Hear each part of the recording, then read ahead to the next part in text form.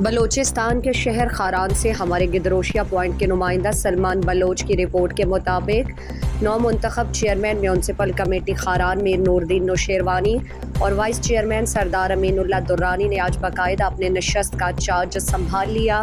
بلوچستان عوامی پارٹی کے سرکردہ رہنماؤں نے میونسپل کمیٹی کے نو منتخب چیئرمین اور وائس چیئرمین کو ہار پہنا کر ان کی نشستوں پر بٹھا دیا۔ اس موقع پر سابق صوبائی وزیر میر عبدالکریم نوشیروانی، ایڈوکیٹ میر محمد اسماعیل پیر اکزئی، مولوی حبیب احمد نقشبندی، مولانا محمد قاسم چشتی، میر غلام سرور کبدانی، میر محمود خان نوشیروانی، میر کے ڈی بلوچ، نیاز اللہ ملزئی، میر منظور سیاپاد، میر امجد خان ملزئی، سید عنایت اللہ شاہ، تنویر بلوچ اور میونسپل کمیٹی کے کونسلران، کارکنان اور علاقے کے سیاسی، سماجی، قبائلی شخصیات بھی کثیر تعداد میں موجود تھے۔ دونوں نو منتخب بلدیاتی نمائندگان کو ان کی کرسی پر بٹھا دیا گیا اور ان پر پھول پھینکے گئے اور خصوصی دعا کی گئی۔